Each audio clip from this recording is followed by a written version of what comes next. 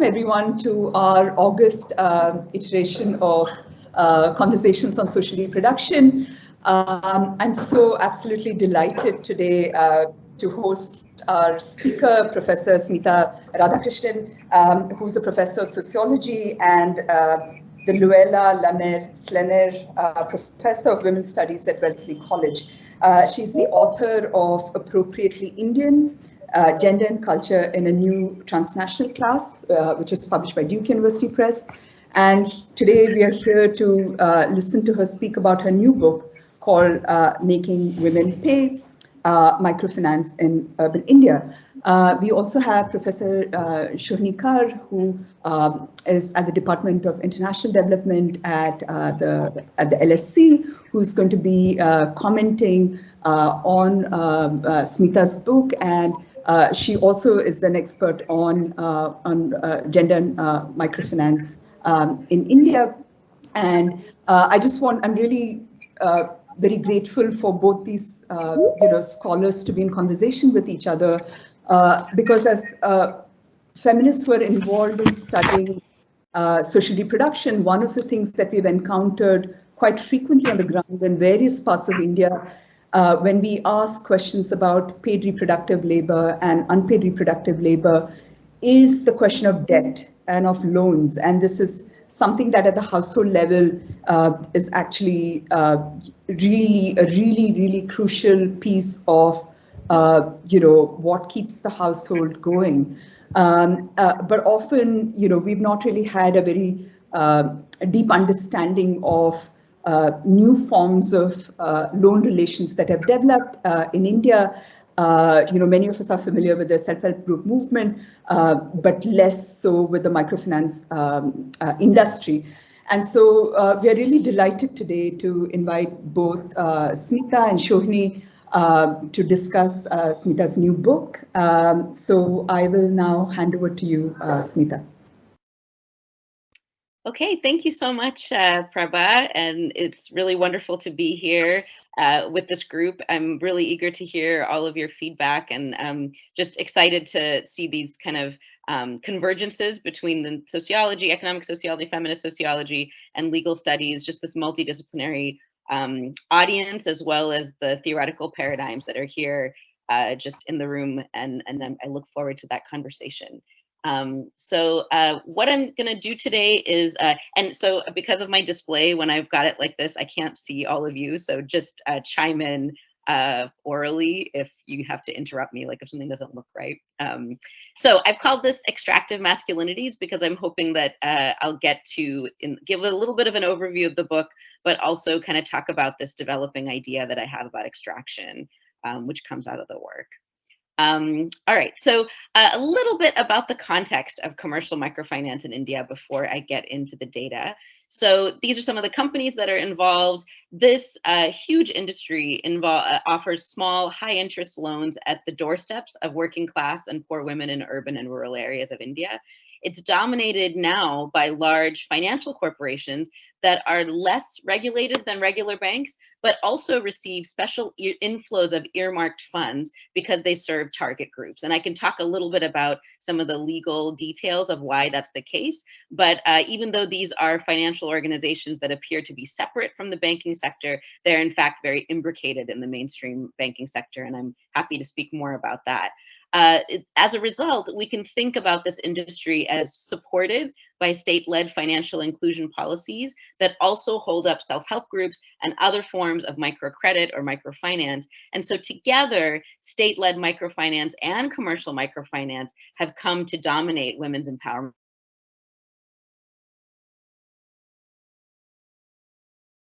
So with that kind of context in mind, I'm going to launch into just a small vignette from my fieldwork. That's also the opening of the book. This scene may be familiar to some in the group if you're working with, in many kind of urban and rural working class communities in India, you'd probably seen this. So on a temperate spring day in Bengaluru, India, 20 women ascended the stairs of a dark, kind of airy concrete building, much like this one. This photo is from somewhere else, but it reminded me of this scene. So I offer it to you here. And they were filled with anticipation. They chatted excitedly among themselves. And on that day, they were about to receive 10,000 rupees, about $200 at the time, from a commercial microfinance institution, or MFI, that I call Samudra. I had learned from my interviews with other borrowers like them that they were likely to pay school fees, pay off more expensive loans, meet medical expenses, and other kind of immediate expenses with these funds. And they had promised Samudra that they would repay this loan monthly at an annual interest rate of 22%, and that they would show up in person every month at a center meeting in their neighborhood to repay the required amount. The group consisted of migrant women who spoke Urdu and Tamil, not the local Kannada language of the region. Many were garment workers, and almost all, were mothers. So in this context, in this meeting, two Samudra staff members, a woman and a man, both in their 20s, oversaw the disbursement that followed. Sandhya, the young woman, cheerfully helped seat the women into rows on the polished concrete floor, and they all awaited their disbursement. And this was special for her because she had recruited and organized this group, and this was kind of her moment of triumph, where her customers would finally receive their funds. When the customers were settled, she leaned casually against the wall, smiling, and kind of turned it over to her colleague Sanjay, a young man who was in kind of suit and tie, shirt and tie. He began reviewing the rules and regulations regarding these loans, and smiled very welcomingly broadly at the women gathered, and read out these rules that sounded boring and routine because they were required by protocol. So he says things like, will everyone come to meetings on time? Does everyone understand that for each rupee we lend you, you will pay back 1 rupee and 22 paisa, plus our service fees? Everyone agrees against nodding and smiling. After a few announcements, Sanjay calls their names one by one, and each woman gets up to accept their 10,000 rupees in cash, and they quickly whisk them away into purses and blouses and cloaks and envelopes, and they thank Sanjay, nod goodbye to Sandhya, and they depart to their homes, some in groups and some alone. And as I witnessed the scene, I noticed a kind of palpable collective joy. It was a very happy day. So this is a typical disbursement scene in the world of commercial microfinance, and it appears to confirm kind of a prevailing understanding of small loans for vulnerable women in India and in other parts of the global South, and increasingly in the US and in OECD countries as well, that women happily receive loans from generous lenders and will reliably repay them. And that's kind of a mark of their virtuousness as well. And it's easy to believe that the joy of disbursement signals real opportunity for the women borrowers I witnessed receiving those funds. Now, for those of us gathered today, it will come as no surprise that the optics of this scene are quite deceiving. So what are some of the things that it hides? So the first thing is that by dispersing the funds, Samudra initiated a loan that will profit their company on terms that were going to casually blown through that the women gathered can ill afford. The cash that they are taking, they're receiving, is very expensive. It's at least 2 to 3 times more expensive than the prevailing rate of interest at public and private banks, despite the fact that the borrowers are likely to repay at a near perfect rate. So you always hear the argument from bankers that these loans are more expensive to give, but that's, as I found, not very well supported. Sandhya and Sanjay felt pleased to be dispersing. The other part is that they're very happy. The loan officers are happy to be dispersing this because they believe that it would serve the customers well. But they also knew that the group's timely repayment would be required for their own salaries and promotions. Very much like payday lenders in the US and the UK, Samudra specifically targets this group of working class women, most of whom regularly experience economic distress. But as a company, they profit substantially from this. So every actor who is involved profits from the interest of these loans more, and all of those people are more privileged and more have more resources than the women who are gathered. So that's kind of what it hides. So what is going on if we sort of think about this behind this disbursement scene? We can kind of, or what I'm sort of putting forth here and in the book is that although microfinance appears to help women, and the appearance is quite important, and I'll explain that in a moment, it extracts value from them through exploitative relationships that in fact benefit other groups. Commercial microfinance in India relies upon and strengthens class and gender inequalities by extracting the unpaid and underpaid labor of women through interpersonal relationships, by shoring up the symbolic and material positions of especially class privileged men. And I think we need a new paradigm of extraction to think through that. Because the men who benefit appear to be helping them by providing financial services and actually are very much admired for doing this work. Okay, my slide is not advancing here. Here we go. Okay, so in the microfinance industry, then what I'm trying to argue is that men in finance, privileged in their existing social positions and endowed with political and economic power, extract value from women in debt. The material and symbolic dimensions of the value that's extracted works together to legitimate the industry's continued expansion and its patriarchal structure. All right, so what does this look like? Well, I'm trying to argue for extraction as a paradigm. Currently, extractive, that term, refers to industries that extract natural resources from the earth and turn them into valuable commodities in local and global markets. So extraction as a process adds value to untapped resources. So think about natural gas and mining. But we talk about extraction broadly, but haven't really put it to work in a feminist context. Yet women's time, labor, and intellect are often constructed as untapped resources in global development discourses, something that will come as a surprise to no one in this room. So therefore, I argue that microfinance can be seen as an extractive industry, one that extracts the unpaid and underpaid labor of women to organize themselves and their neighbors in order to repay expensive restrictive debt in a timely manner. So that's the material extraction part of it. But there's another aspect of it, which is that in addition to the labor, women's images, stories, and experiences lend symbolic value to more powerful actors in the industry. And that is the symbolic extraction part of it. Both of these, I would argue, work together.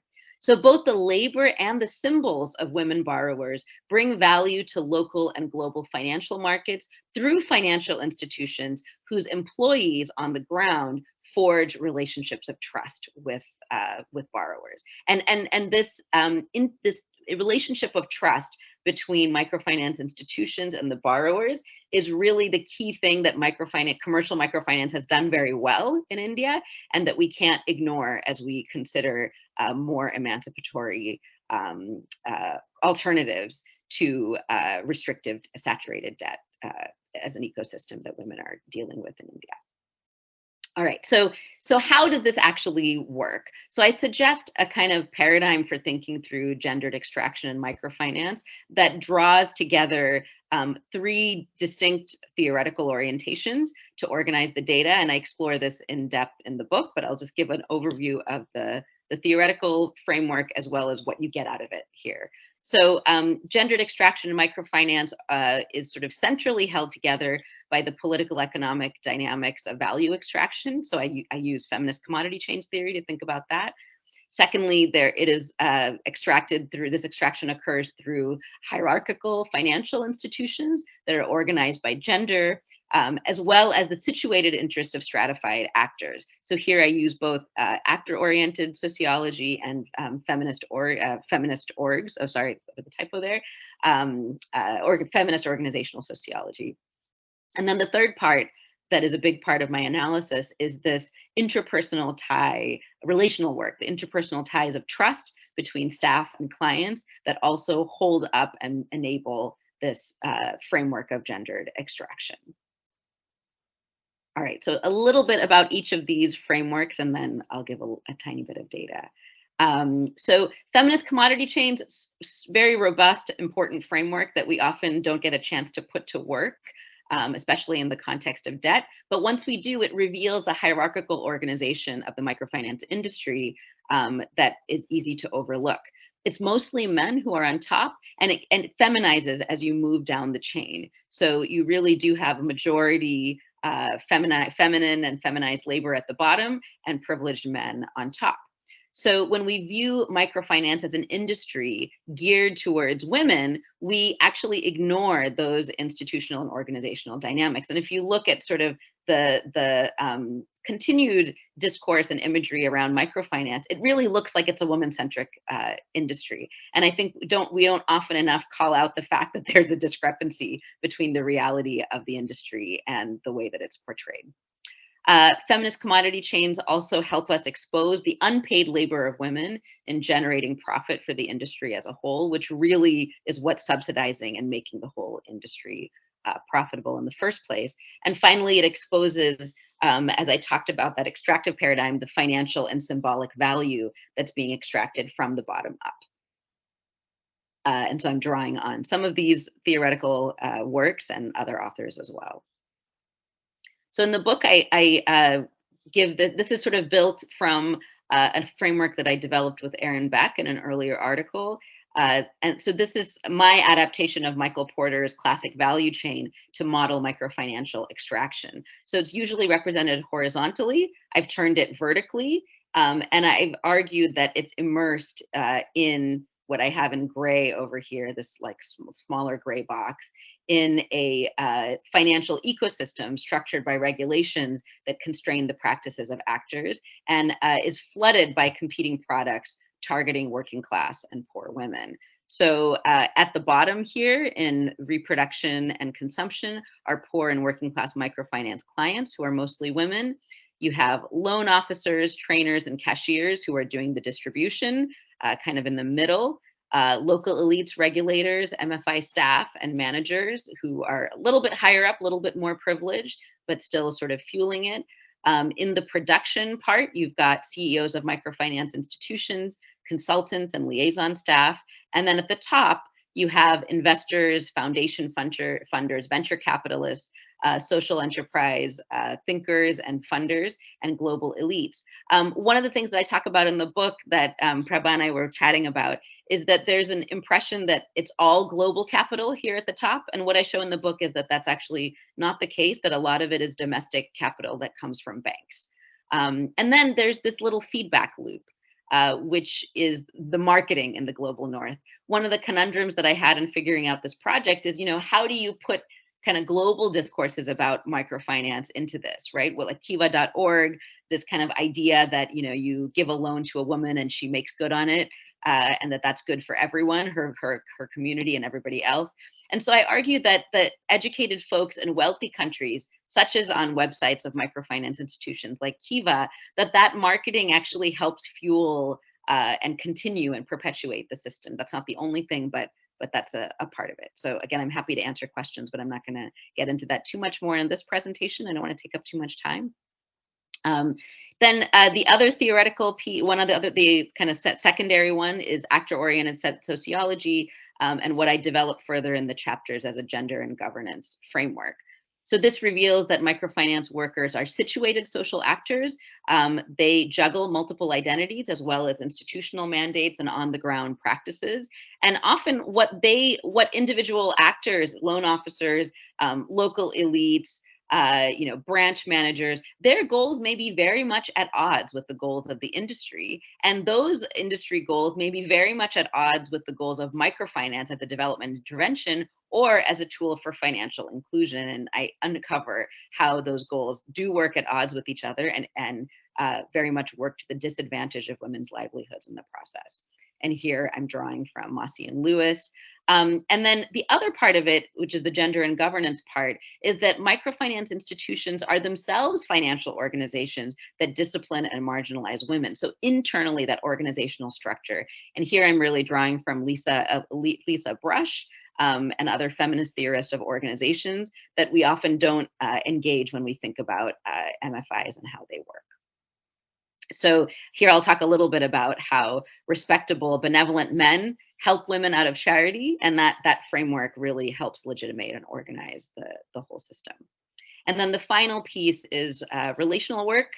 Here I'm drawing from Viviana Zelizer in economic sociology. It's useful because it reveals the affective interpersonal dimensions of microfinance that hold the system together.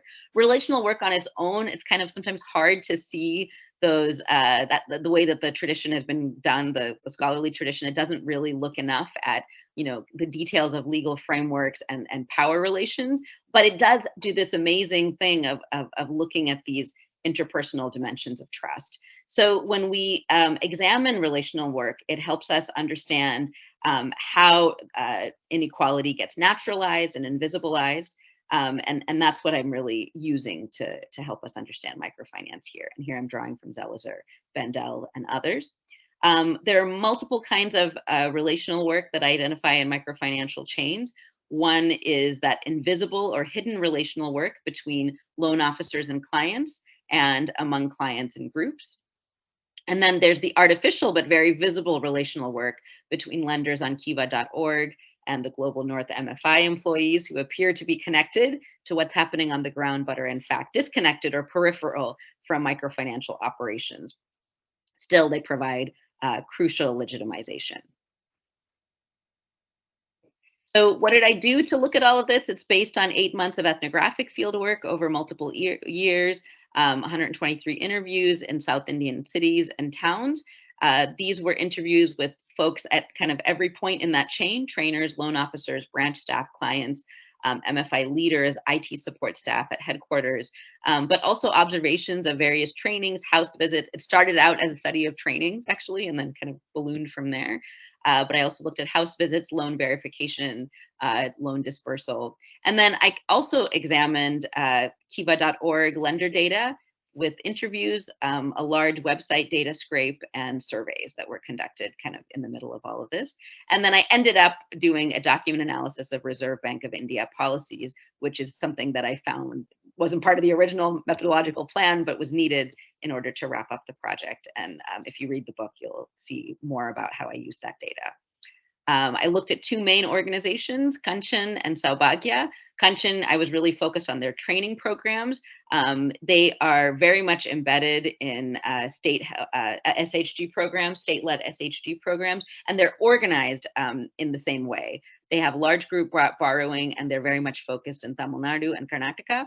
And then Saubhagya on the other side does small group borrowing, more similar to the Grameen Bank model. And they're centered in Karnataka, but have grown tremendously. They became a small finance bank in 2016. All right, so I was gonna get a little bit into some different kinds of relational work, but I'm wondering, given the time, if maybe I should pause here, talk about, instead of going into the data, which we can discuss, I think I'm gonna jump ahead to talk about the implications for social reproduction feminism, and wrap it up. I'll look at, I'm sure Shohini will talk a little bit about the data, and I can start a discussion there. So what I hope some of the implications are for thinking about social reproduction feminism is, firstly, that financial institutions and their functioning are a key site at which to examine gendered exploitation and its nuances. As Prabha was saying at the beginning, debt is everywhere in the lives of women's livelihoods, especially those who are kind of at the bottom of that hourglass economy. And so the financial institutions that bring debt to them are a key site for us to understand how those livelihoods work. And that new financial relationships really require relationality. I think that focus on relationality is something that we must be attentive to. How do women become creditworthy? I have quite a bit of my analysis dedicated to that. In order for creditworthiness to be established, it requires gendered and class relationships of power. And so I hope that that's something that we can lean on in developing our analyses of social reproduction. And creditworthiness, I think, is something really important and interesting, because it's been largely outsourced to algorithms and credit scores in the last 60 or 70 years, but the relationality that lies at the core of creditworthiness still exists and is embedded in these relationships of class and gender. The expansion, and finally, the expansion of the financial system to extend to new populations requires that relational core, and that relational core reproduces gender and class inequality and deserves further analysis. So I'll conclude with just a very simple quote from Jason Hickel, who's, I think, maybe one of Shohini's colleagues, that microfinance has become a socially acceptable mechanism for extracting wealth and resources from poor people. And so he says that in general, but I hope that my work doesn't just declare this to be true, but show exactly how and why that works in the way that it does. By identifying the very specific context in which microfinance institutions accumulate value and power, we can forge new policies and structures of governance that promote truly client-centered financial services, sharing the power with those that it's meant to serve. So I'll conclude here and look forward to your comments. Thank you. Wonderful. Thank you so much, Smitha. That was just a very elegant presentation of an absolutely riveting ethnography of microfinance. So before we move on to Shohini's comments, I apologize, I didn't introduce Shohini properly. I just wanted to also give a shout out to her book called Financializing Poverty, Labor and Risk in Indian Microfinance, which has been published by Stanford University Press in 2018 and is an award-winning book. So now I turn over to Shohini. Oh, great. Thanks so much. Thanks, Prabha, for inviting me to discuss this wonderful book. I have it right here with Smitha's very lovely cover on here. So thanks for this chance to talk about this book. My own book is on microfinance in West Bengal, in Calcutta, and so I'm looking at urban microfinance there. And reading this book, I was just telling Smitha early on that, I was just nodding along going through it because, the ethnographic vignettes, seeing it, I could sort of reproduce myself, the spaces and the ways in which people interact. And so certainly the sort of richness of detail and ethnographic description there takes me back to those very same sites. So thanks for that. So I'm just going to go a little bit broadly over the argument that Smitha has and raise a couple questions as well for perhaps starting a conversation there. So as Smitha sort of talked about in her presentation, she looks in this book at microfinance really as this kind of extractive industry. And I think that's an important concept and sort of theoretical step to take in thinking about microfinance here. Because often microfinance is seen as something that is simply given to women, particularly as in this kind of sort of benevolent sort of idea of it, that it's, doing a favor to them, that somehow they're benefiting from the sort of smallness of the loan, and the sort of the terminology of smallness, I think, masks a lot of the actual work that goes into it. And so I think bringing back this idea of extractiveness is an important one, and it tells us that, what's happening is not something, it's not a gift that's being given to the poor, but rather there's this work that's going into drawing capital out of these households, and that, there's something more in terms of the labor that's going in, both from the side of the sort of microfinance workers as well as the women themselves. And so I think this concept of extractive industry is really a helpful way of thinking about capitalist accumulation in microfinance, that, this kind of accumulation happens while paying lip service to the idea that, they're doing some kind of good. And so the book really shows us the work that goes into getting value out of poor people's and poor households, particularly through poor women. And so I think that sort of concept of the extractive industry is an important framing that Smitha brings into the research of microfinance. The book then looks at, I think one of the problems, of course, with microfinance is that we actually in recent years have quite a number of works that have looked at sort of the problems of microfinance, that it's this sort of bad thing. And I don't know about you, Smitha, but I often get asked, is it a good thing? Should I give money to Kiva? And so you become the sort of person to like bounce off this, is it good? Is it bad? And in many times it's quite a tricky question, I'd say, because actually it's, you have the kind of, it's all bad and extractive, not, but at the same time, you have all these women who are spending their mornings going to these meetings, returning their loans, seeking out these loans. And so we really face this puzzle of the fact that, yes, it's exploitative, and yet these urban poor neighborhoods are full of these loans, and, women are seeking them out, and obviously they're getting into debt, and there's the problematic side of that, but we're still faced with this puzzle that it is sought out by so many poor households. And I think your work in sort of unpacking the ways in which these loans actually get sort of dispersed in terms of this concept you use of relational work and then of social work. So relational work you use to sort of describe the the work that goes with the sort of microfinance staff and the ways in which they work with the borrowers to sort of produce which term the kind of benevolent masculinity, and the way that gender and gender ideology sort of mediate all of these relationships goes into this work of dispersing loans and sort of maintaining the kind of relationships.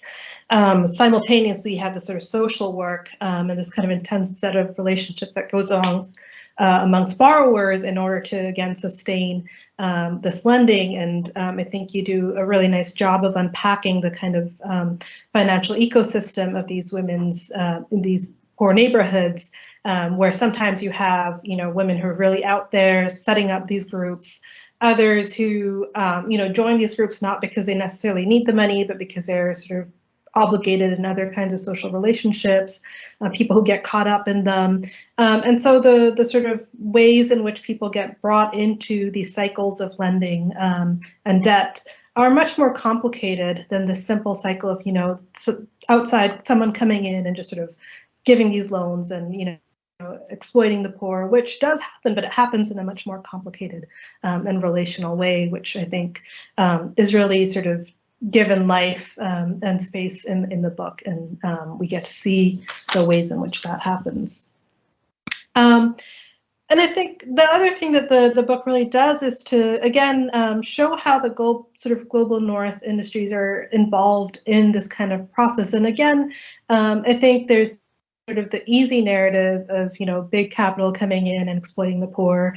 And what I think is really sort of refreshing about the book and the way you approach it is, even when you're looking at sort of a place like Kiva, it's not simply sort of this large macro kind of either discourse analysis or a macro kind of, telling of what's going on, but actually looking at what the people who are located in New York in the US are thinking about when they are sort of negotiating these platforms or negotiating their work in terms of what they are doing with microfinance. And so I think the sort of details of sort of the individual relationships and the ways in which people actually manage quite sort of contradictory ideas of what they're doing and what the sort of goal is a refreshing one, because it tells us, actually what people do to create that kind of distance. That on the one hand, there is obviously the distance,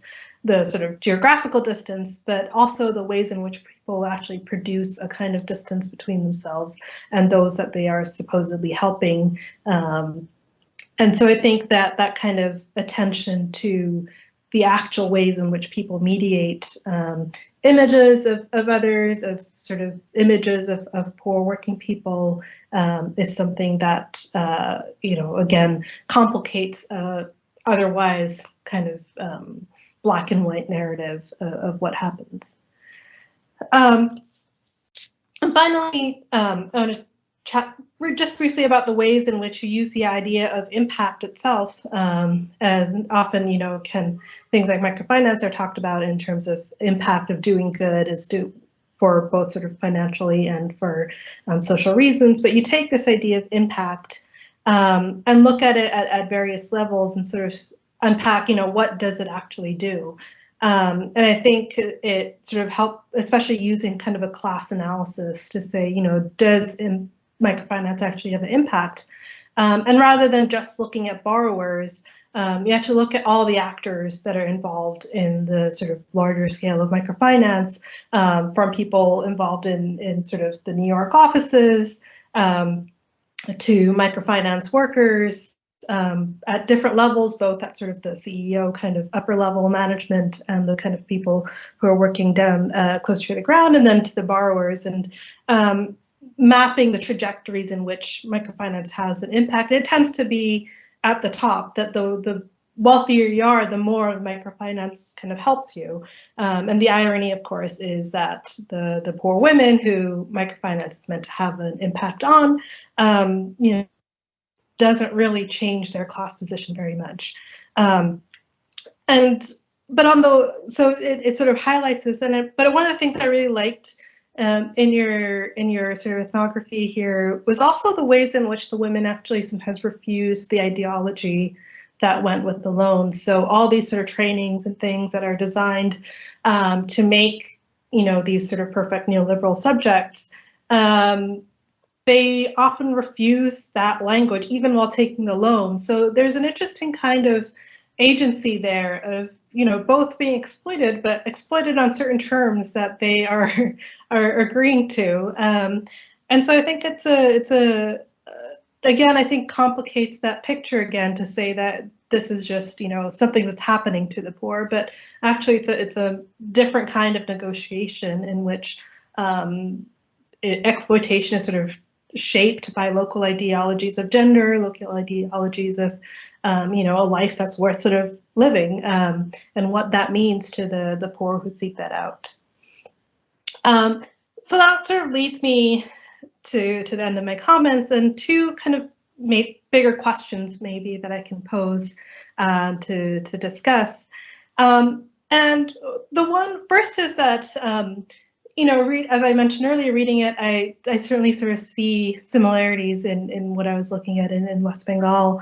But one question I was perhaps wondering about is whether you can sort of, you talk more broadly about Indian microfinance, but whether there are elements that you think were more sort of particular to the South. I mean, of course, microfinance sort of really has its dominance in South India, and it grows, especially the commercial sector from there. And but I was wondering if there are any particularities that you thought come out of like local idioms of class or gender that you would sort of identify as coming from, you know, whether it's Bangalore specifically or the South more broadly. So I guess just a little bit about how, you know, whether and how does microfinance sort of reproduce a even more localized kind of idiom of gender and class in terms of their practices and ideologies. And the second is maybe a bigger question, which is on the idea that, you know, again, we have things like financial inclusion and this drive to sort of bring the poor into finance, and we obviously see the problems of that as it emerges in things like microfinance. But I think the challenge, of course, and going back to this sort of the way in which you highlight impact, and of course, the wealthier you are, the more you benefit from even something like microfinance. But even in terms of general banking practices, you know, the wealthier you are, you know, finance does help you. That having access to credit, you know, being able to buy a house on a mortgage, all of these things have a certain kind of benefit that comes, but usually if you're wealthy enough to benefit from it. So I think the question I have is whether things like financial inclusion can ever sort of actually be inclusive to the poor in a way that is beneficial for them, or is finance more broadly extractive in a way that can only exploit the poor, you know? So I guess the question is financialization as a whole something that we can, or sort of financial inclusion and, you know, drawing into the idea of financialization, that is it something, can we get anything out of it for the poor, or is exploitation of the poor part of the process itself? And that's a question I grapple with myself, so I'd love to hear your thoughts about it as well. So again, I'm going to keep my comments relatively short so we have more time for discussion and to hear some of your responses.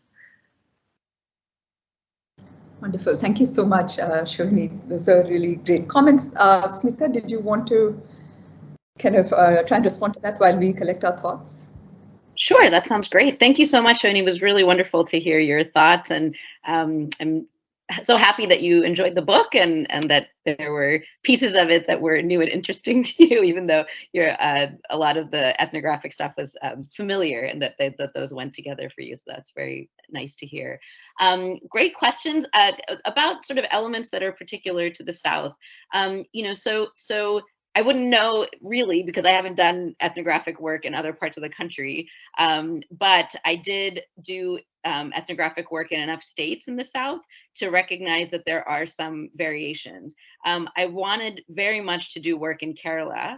I wasn't allowed to. So the organization, I actually went there and the local folks were like, no, actually, you're not going to come see our train. I mean, so there's a lot that went in with kind of just questions of access. I have a methodological appendix where I talk about it a little bit, and I'm sure you face this too, but access in this project was extremely, extremely difficult.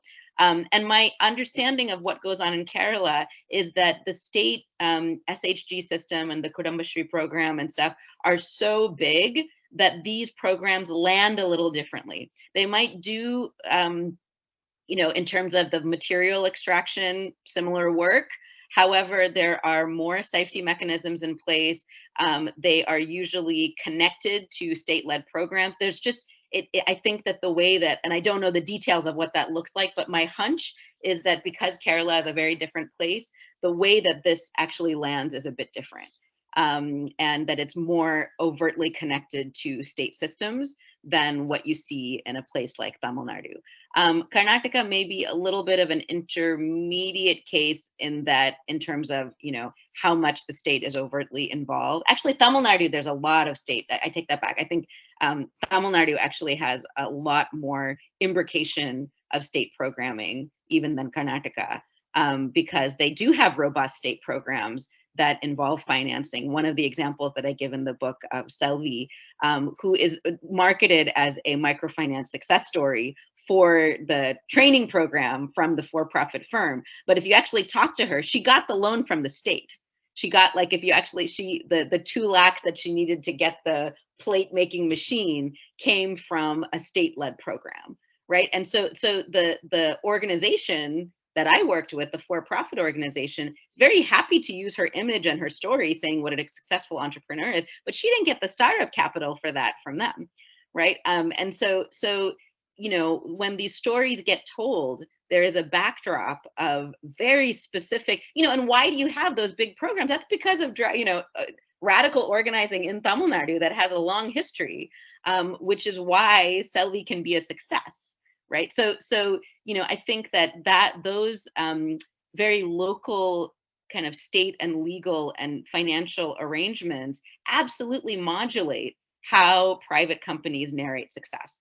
In the book, I also talk about masculinity, the way that the loan officers present themselves are absolutely within local idioms of masculinity, and they are received differently depending on the kind of masculine presentation that the loan officer or the trainer has, and how they engage the clients very much determines how that is received in those particular neighborhoods. So yes, I think there is the local context is not just local, it's absolutely, modifying and making meaning for the clients on the ground in terms of, what they think microfinance is, who they think is responsible for it, what they think it's doing in their lives. All those things are absolutely imbricated, and that's where you see that the state-led, state kind of social movements, arrangements, financial inclusion projects are completely intertwined with this commercial sector. The clients view them as part of the same thing, and they work with them together. So I think we have to be attentive to that. And then the second question about, that what about the fact that it helps folks, that we need credit a lot. All of us live our lives on credit. I think that's really the next frontier of theorizing and thinking through good debt, bad debt, right? I mean, why are they different from each other, right? Why is it, is there any way that credit can be helpful for working class and poor communities? And I actually think it can. I think that we have models of cooperative credit. We have models of, in the end of my book, in the conclusion, I don't even say we should abolish microfinance. I say, actually, can we develop some programs where the women who are clients and who are workers are actually more involved with determining what those programs look like? Is it possible to not have it be only accountable to financial elites, but also accountable to the people who are taking the loans. I don't think that we can be, Pollyanna-ish about the fact that, tomorrow we're going to have a social welfare state that's going to provide all of these things. We may not be there. Right. And so, what microfinance institutions have done successfully is to create that connection of relationality. So now can that relationality be used in a way that actually centers clients more and turn that bad debt into slightly less bad debt? Maybe that's too reformist and not radical enough for me, on my part. But I think that there is a kind of realism in my whole analysis, and that because I actually want people to use it. I actually want it to be something that is doable. And by the time I finished writing up, there were discussions in the MFI spaces about, diversity, gender and diversity within these organizations, perhaps in a very superficial corporate way. But these were things that I was seeing 10 years ago about the fact that women can't advance within the organization. Working class folks can't advance within the organization. Those are things that can be changed. It doesn't have to be that way. And I think there are internal structures as well as specific policies that can make, maybe not this micro debt, but can make, debt and credit really,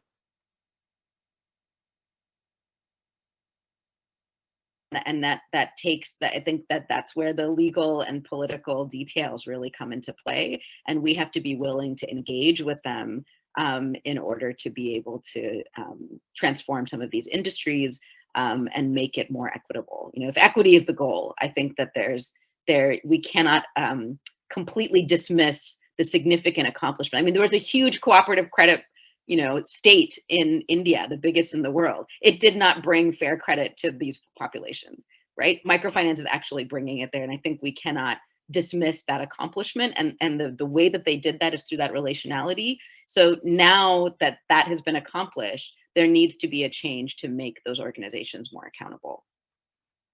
So I think I'll leave it there, and I'm sure that there's a lot more to say about that, but that's my initial thought.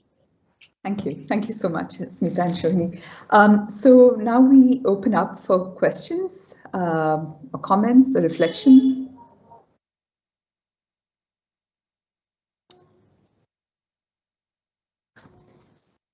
Okay, I think while we... Anne, did you have a question? Go ahead. We can't hear you. Yeah. I'm unmuted. Thank you. It was really, really interesting. I suppose I was reflecting on the issue of, and I haven't read the book, and I will go out and read it. It'd be really interesting. But I was reflecting on the issue of understandings of risk, and I suppose it goes to that broader question that was raised in the wider discussion we've just been having about that understanding of risk around financialization, really, on one question, because I'm jointly supervising a PhD at the moment at the University of Warwick. It's not my area particularly, but I'm the joint supervisor, looking at women market traders in West Africa, and in fact how the women are able to, or aren't able to, trade up from microcredit to actually being able to take slightly more to be able to develop their own businesses, and the whole issue of how that works and how they become imbricated in, or don't, into the banking systems in West Africa. So, but they have a very shrewd understanding of risk and what they're going to use as security and so on and so forth. So that's one question. But the other is the impact of digitalization. Is there any sense in which we're seeing, the widespread development of apps and online, and I'm just thinking again in Africa, the sort of spread of the systems like M-Pesa and so on, which is very much in the digitalization sphere, really. So two rather random questions. Prabha, do we want to collect a few, or should I just keep it going, just respond? And what do you... I mean, Shohini also really has something to say about these questions. Yeah, no, go ahead and respond. Yeah. Okay, so I think it's absolutely the case that that it's a stratified industry, right? And so it is seldom that women can go from a microfinance loan and then go and take a loan from a formal bank. But as I show in the book, some of the women who are more privileged within these neighborhoods, who are doing the organizing of these loans, some of them already have access to conventional loans. They're taking conventional loans and they're taking microfinance loans for different reasons. So I actually think clients have a very, as you said, I like how you put a shrewd understanding of risk.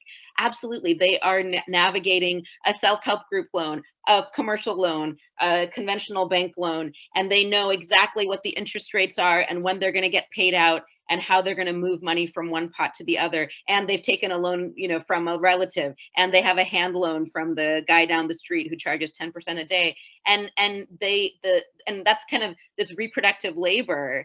And Shohini actually talks about this as credit work, right?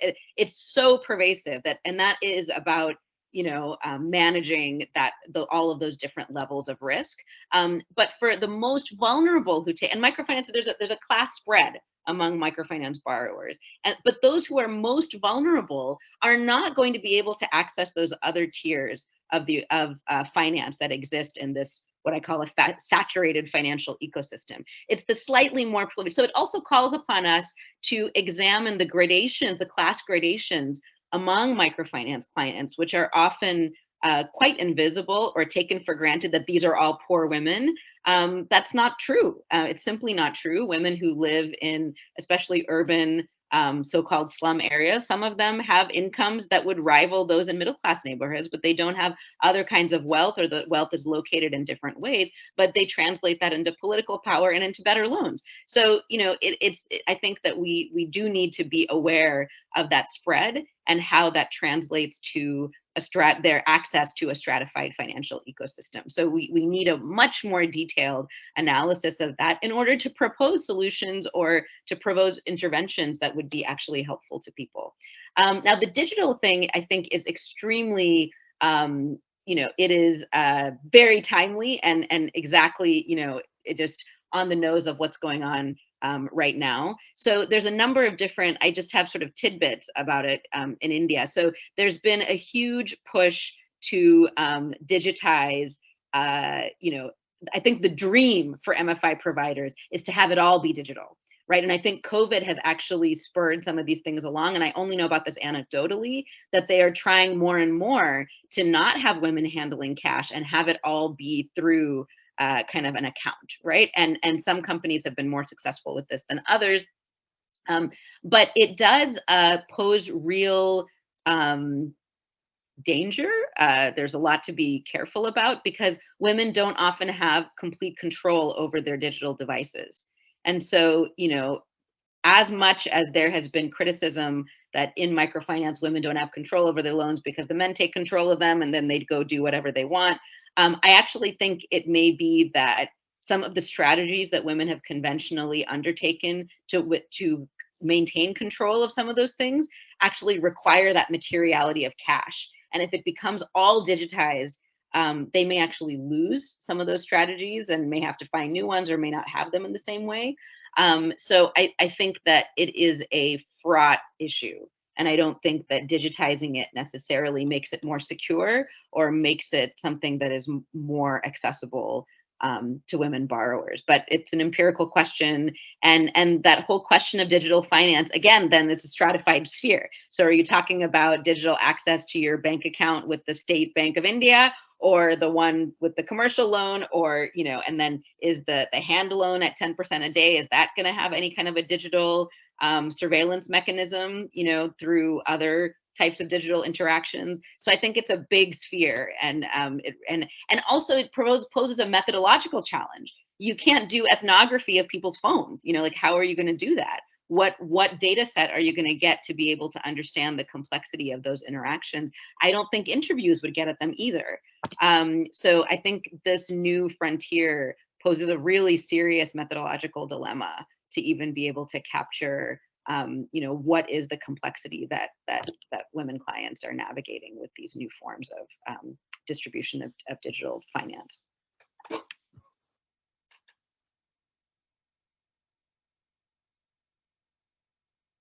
I think Amita has a question. Go ahead. Hi, thanks very much for wonderful presentations and talks. I work with Oxfam International now. So when I was with Oxfam earlier in India, I saw that there is a lot of financial exclusion from the side of the banks. Women find it, especially in urban areas, very difficult to get a bank account. All their identity cards and the ration cards and all the things are often in the address of some village, and there is a lot of difficulty to bring it here. So that is one thing which actually fuels this kind of microfinance also, because even if they have money, they don't have that access. So I had two questions. One is the use of this social relations between the women and the social pressure that is created. You have to come physically and be there together to repay loans. So the coercive angle of that, and what happens when women are not able to pay the loans, and what happens to their relationships between each other? That was a question I had. The other thing is, if there is a simple advocacy to reduce that this kind of rate of interest is coercive, it needs to be reduced. If that kind of simple advocacy, is it likely to dry up this industry? So are we navigating that very precarious line where you really want that access, however extractive now, to stay, but any amount of without thinking through reform might just dry up that industry?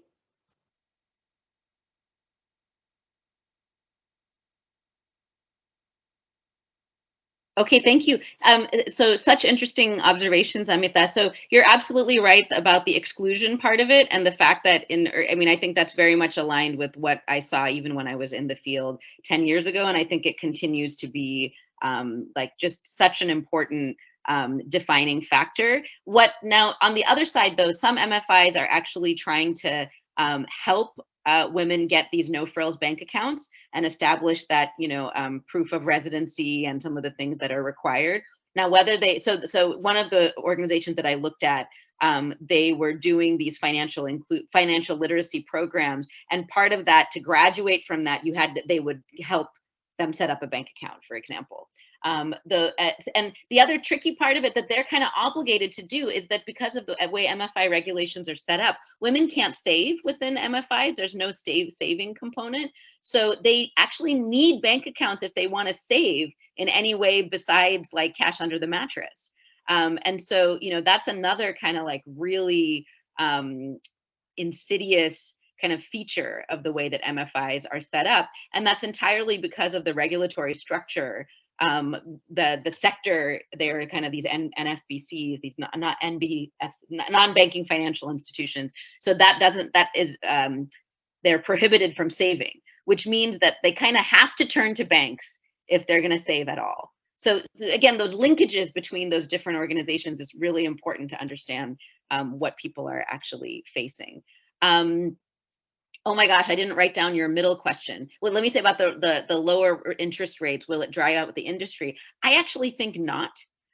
There is this discourse among leaders that, well, when our costs go down, we will lower the interest rates as well. All right. That has happened to some extent. So it used to be 26, 27%. It's a little bit lower now, right? But it's still extremely expensive. And I don't think that now it's running so efficiently that I don't think that lowering them would actually lower the number of people it would increase the number of people who are asking for the loans. And I don't think that it would lower profits. Because now the main way because after increased regulation, the main way that MFIs are continuing to be profitable is by repeatedly loaning to people whom they already know will pay back, which means they're giving bigger loans to wealthier borrowers, which is easier for them on multiple fronts. And so lowering the interest rate will absolutely not dry that up, because that's a cash cow. Like they don't so that is actually a doable thing. Nobody says that. Nobody actually pushes for that, because the leaders are very, very effective, and they actually collude with the RBI to set these interest rates. And I talk about that, like, after the crisis, literally, the whole like MFIN organization that was set up, occurred through all the leaders of the top 10 companies getting together and say, this is how we would like to be regulated, and the RBI being like, cool, let's do that, right? So that kind of, and nobody's come out and just said like, hello, that was collusion. There's no one, and I'm sitting here from far away piecing together these things and being like, I don't know, looks like collusion. Like someone I interviewed used very proudly said, oh, the exact same justification that I said to an RBI official is what came in the new rules. Okay, like that sounds like collusion to me. So I don't think there has been real advocacy from below to say that that's again that thing about accountability that I was talking about. Amita, you had a really good question that I had an answer to that was in the middle of those two. Can you just give me a reminder? Yeah, I was asking about social dynamics and use of their social relations. Yeah. Yes. So what happens when women don't pay back? So this is actually a difficult question to study because the women who have not paid back are no longer a part of the groups. So you can only pick it up by side conversations that are going on within meetings where, I did make some observations in several group settings where there was a woman who was kind of standing outside the training and people are whispering like, oh, well, I'm not sure if we should bring her back now, right? And she's the only one who didn't have a tali, things like this, right? So I do think that there is serious exclusion that happens when women don't pay back that is internally managed. But there is also the relational piece. So let's say, I have a number of narratives actually from women loan officers, men loan officers, never, they refuse to acknowledge that sometimes women don't pay back, but the women were much more forthcoming about this when I interviewed them. And they give many examples of the fact that, well, a lot of times people don't repay, but that it's resolved at the site. So the MFI officer will say, hey, you guys haven't paid for a while.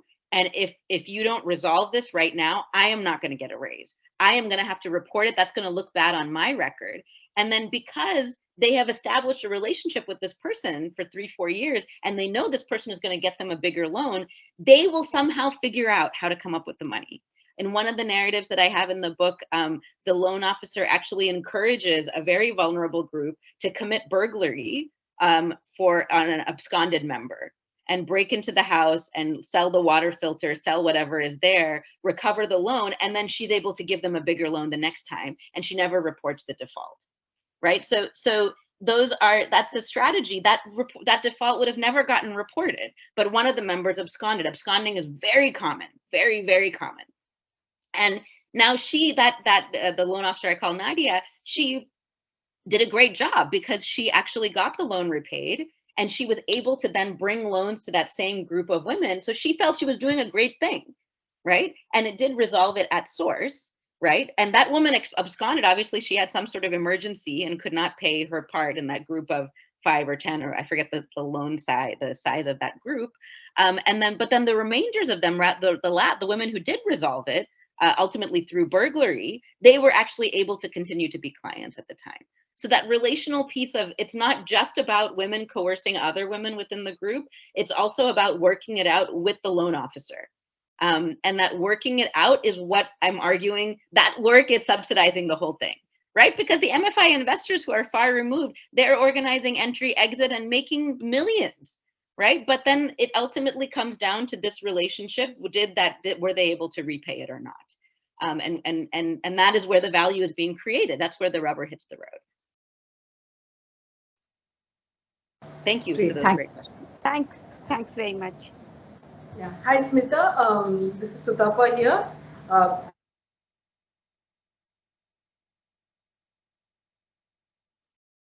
Sutapa, you're muted. We can't. I didn't hear you. I just heard, after Sutapa here, I didn't hear anything. Yeah. So yeah, as I said, that it's a very interesting kind of work, and I would definitely like to read your book now.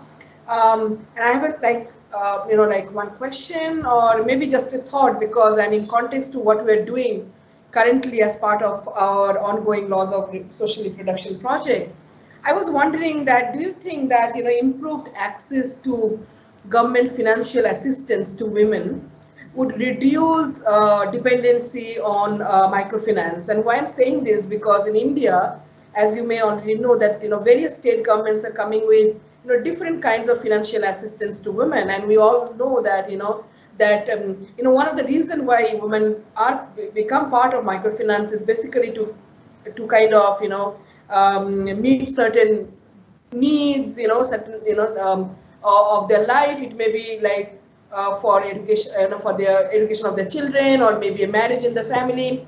But I'm saying that what if when the government is giving such financial assistance, for example, in case of West Bengal, there are these schemes called the Kanyashri and the Rupashri. Rupashri schemes is when, you get married, you get around 25,000 rupees.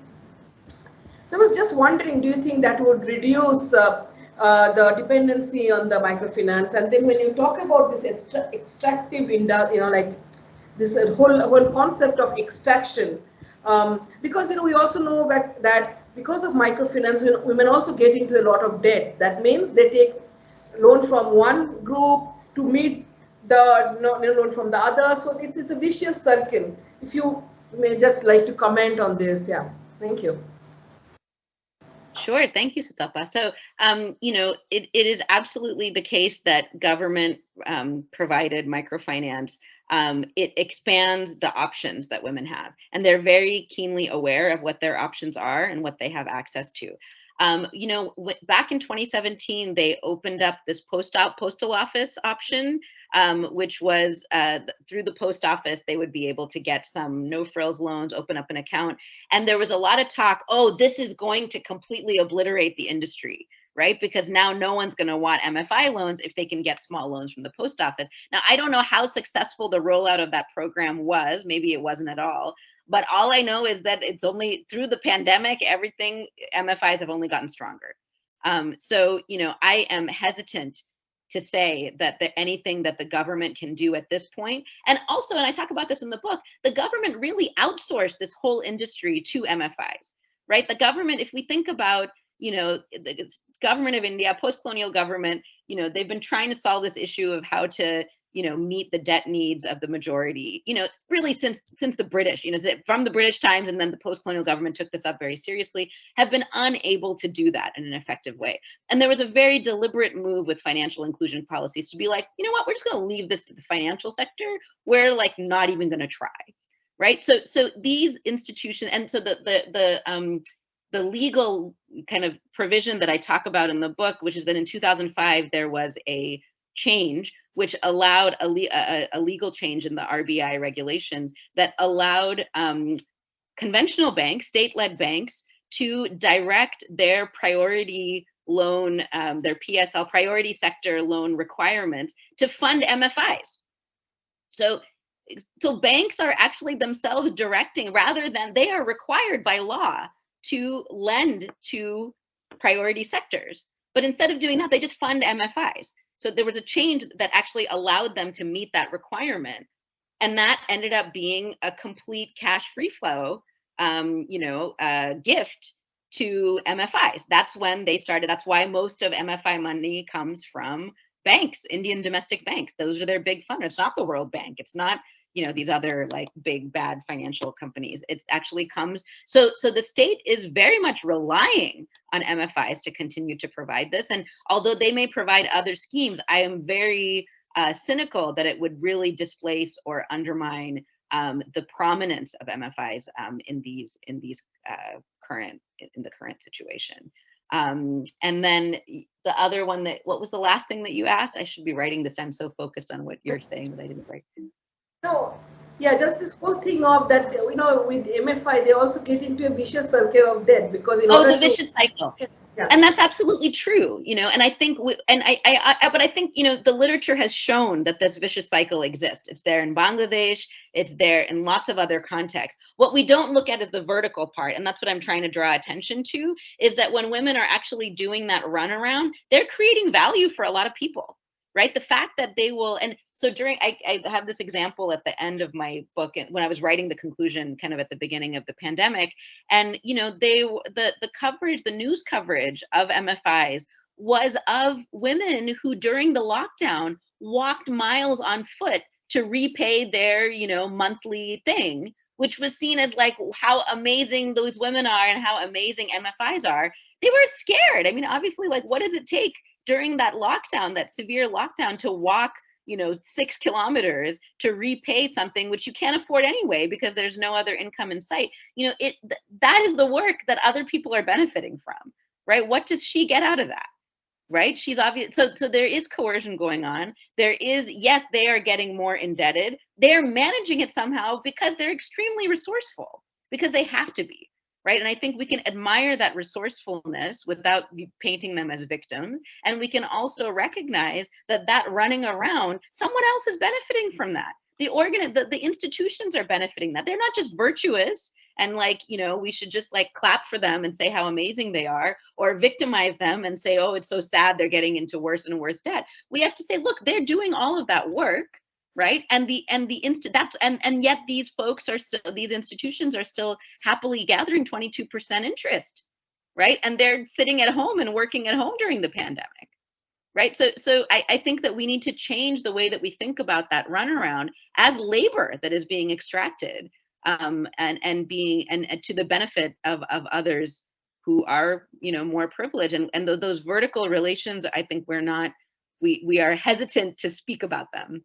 And I think that because it implicates lots of liberal folks who are doing good, because we are all quite happy with those arrangements, and I think that's the deeper political question that comes up. Great. So I had a couple of questions, Smitha, and I guess the most beautiful part of your book obviously is talking about, speaks very directly to, the concerns of social reproduction, feminism, by charting out how microfinance, maintaining this extractive industry involves the reproductive labor of women themselves. But I think in the process, and I think this is not just, it's a job of all of us to actually theorize, but I'm just curious for any indications of how we might do it. I think what seems to be missing and is, the narrative of decent work, because it seems like, I think, as Shitapa was saying, I think a lot of the loans are being taken for social reproduction of multiple generations, right? It's housing, it's education, it's toilets, it's food. The high ticket items are what propel women to, take up these large loans. So I guess while I think you're right, we should look at, finance as an aspect of the market that requires more study. I guess I'm also thinking about, what does it tell us about the market in terms of a provider of decent work and the role of the state in regulating that. And I think also, I think related to that question of decent work is also to think about how this is sustainable. So it seems like women are borrowing, there's a very strong, there are these threads of temporality that run through the book, right? I mean, they're borrowing now for the future generations, right, effectively. And I think at one point towards the end, you hint at how, hustling in their day jobs. We don't know what those day jobs are. I mean, there's a lot of paid domestic work, there's painting, there's construction. But the hustling also has to end at a certain point because, once you're getting older, you can't actually do the paid domestic work. So, how does this kind of, how does it resolve, is not very clear.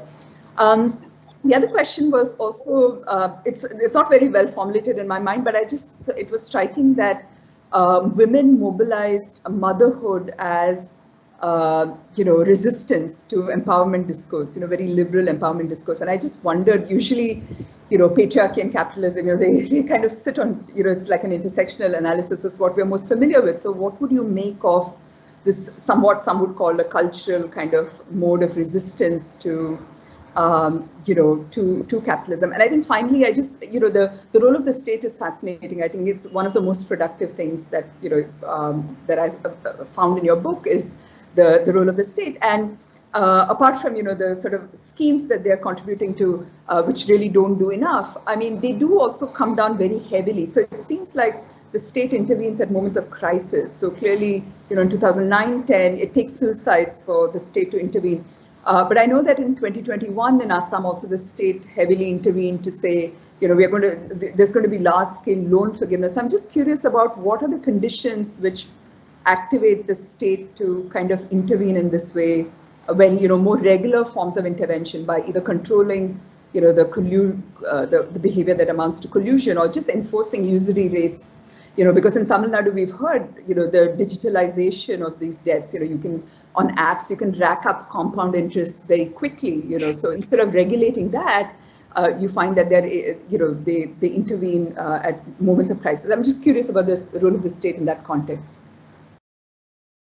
Thank you. Those are all really great questions and big questions. So I'll just kind of say how I think about it. I mean, I think that this question of decent work is absolutely at the center, because and I address it kind of indirectly, but it's on my mind all the time. I'm just telling you personally that that it's clear that the lack of access to decent work and the fact that microfinance clients are trapped at the very bottom of a bifurcated service economy is very much driving how much loans women take, because they are unable to find upward mobility, not only, going back to an earlier question, to be able to take loans from a better level of financial institution, but they also can't get jobs that would allow them access to that. So this being trapped in this kind of very low end is, a characteristic of this neoliberal economy, the stratified, bifurcated neoliberal service economy that India is turning into. And I think that absolutely has to be addressed. And more than government schemes for finance, if there were government schemes that offered women decent work, and that's why I'm kind of interested in NREGA going forward, and the extent to which that accomplishes it or not, which is not something I don't, if anyone knows about that, please tell me, because I want to know. But, I think that would be, potentially very generative, as long as it's not workfare, which is another thing. But anyway, but yeah, I think the search for decent work is absolutely at the center of any sustainable.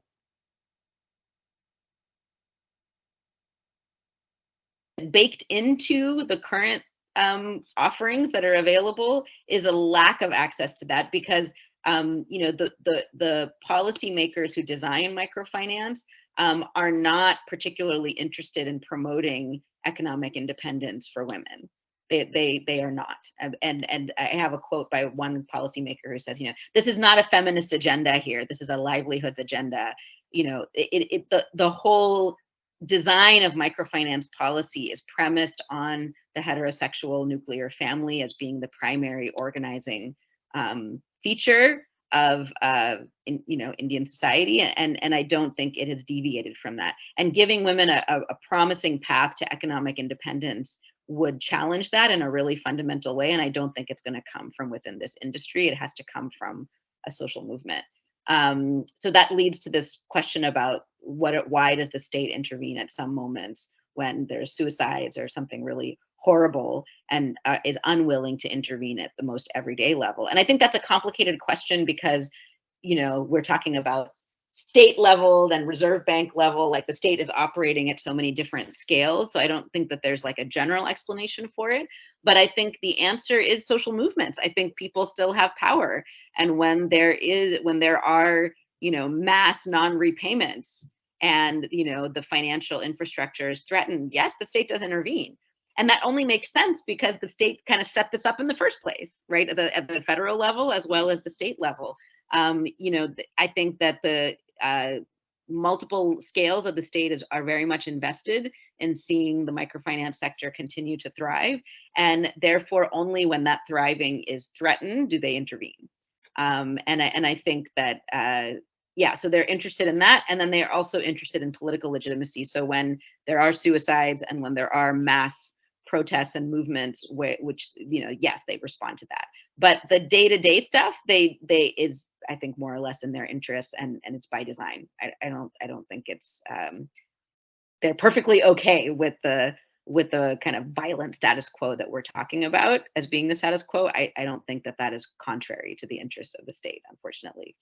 And then, this observation about kind of motherhood as a counter to liberal entrepreneurial discourse. I think that was something that was one of the first kind of major pieces that I wrote up from this research, because I was fascinated by the ways that women decline. And so he also, mentioned this in the comment. I was fascinated by the ways that, women were just like, yeah, not so crazy about the training. Thank you very much. Like, I will pay off my loan and please leave me alone.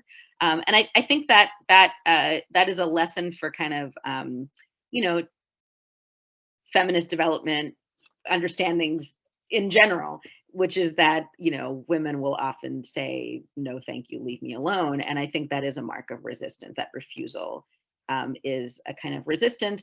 Does that mean that they're completely undermining, you know, the material and symbolic basis of the industry? Probably not, right? But I think that it still clearly still proliferates. But I think it's important to be attentive to the ways that clients refuse or push back against the state. I hope that, did that answer the questions, Prabha? I think Thanks a lot, Smitha. Are there any other questions or comments?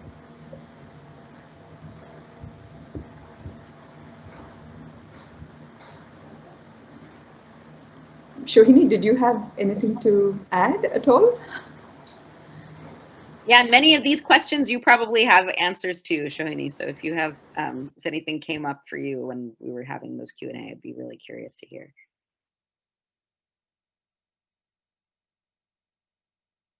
We can't hear you.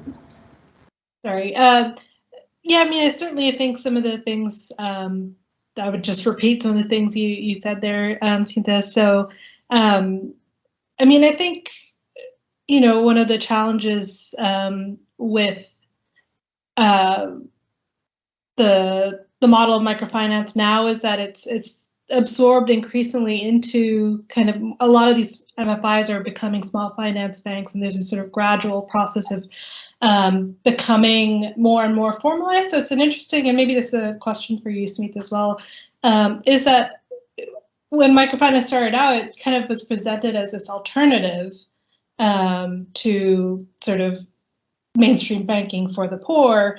But what we've actually seen is this sort of gradual sort of stepping up of MFIs going from, you know, SIGs to MFIs to MBFCs to small finance banks, and then, you know, Bandhan becomes a commercial bank in its own right. And so what happens, what do you think happens as we have this like increasing actual sort of formalization of this alternative, that, you know, is it that the end goal is ultimately to sort of erase like MFIs as they exist, or, you know, do we need MFIs to actually mediate this kind of constant, are they a constant sort of mediation to the formal banking sector? I mean, in my own work, sort of, you know, I wonder about the sort of, and this goes into the technology thing about, you know, if you have things like mobile banking, and if these things become more integrated, do we still have the need for the relationships, for the people in the field who go in and do all the work? Or, you know, is the goal to sort of erase that so that eventually it becomes this sort of abstract relationship between people and the bank? Then what do we lose or gain in this kind of change? Yeah, I think that's really interesting to think about. So I think that the transformations that have taken place, the emergence of the small finance bank category, and then, you know, more and more MFIs kind of going through the enormous regulatory process to kind of change what type of an organization they are.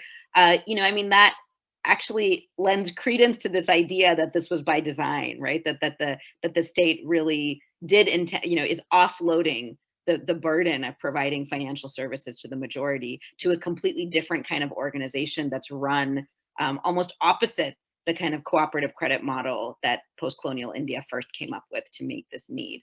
And so I think that is, you know, that makes sense in that framework. And I would expect that that would continue and even accelerate because I think it's designed that way. Now that, and yes, I also think, like you were saying, that maybe eventually these relationships that this is based on will become obsolete. But if we think about the financial system as, you know, having these frontiers on the outside where more and more people need to be recruited into it, you need the relationships to do that. Once you're in and your position within that system has been established through various through credit scores, through algorithmic and digital means, then you no longer need the relationship.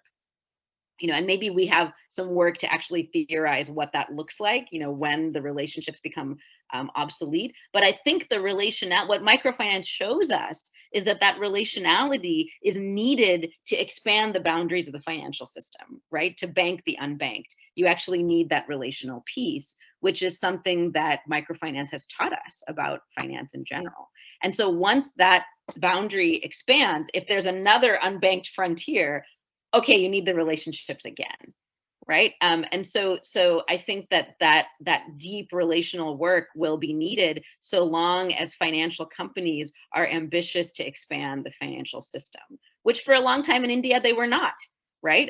For a long time, banks in India most people just weren't banked, or they had like one bank account, and like finance was not a big, even consumer finance was not a big part of the story until like the 90s or 2000s, right? So because that's not how it wasn't a factor. But now that you have actors, both formal banking and global capital and domestic capital, and the way that finance works is driving it, there's a hunger for new markets who can be absorbed into the system, and that requires relationships.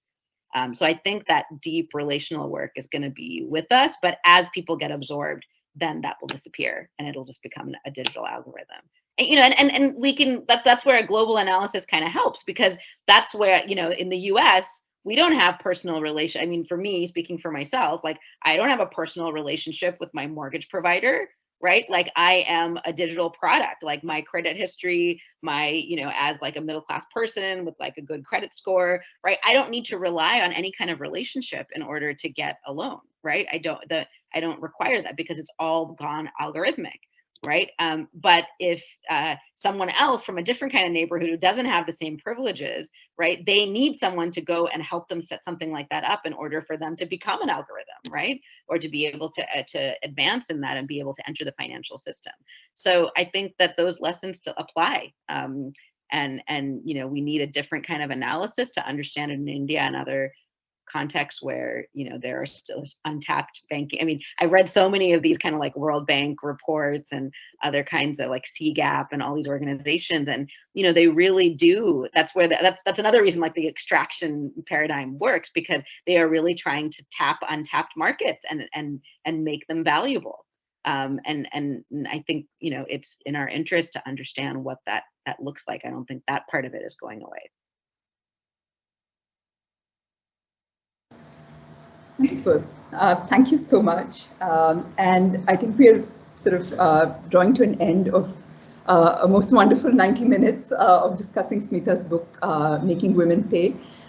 So thank you both very much, Smitha and Shirley, and all our listeners. And the book is absolutely riveting. Please do read it. And I think it ties in very nicely with the annual lecture that we'll be having in the Laws of Social Reproduction in September by Veronica Gao, has also written on debt and will continue this theme of financial extractivism and social reproduction. So thank you. Thanks very much. Thank you so much, Prabha. It was such an honor to speak here, and to thank you, Shoni, for your wonderful comments. I know it's like hard to write up these kinds of comments, and it's a lot of labor. So I appreciate it, and for all of you for coming and your insightful questions. It was a lot of fun. Thanks. Thanks, everyone. Thanks.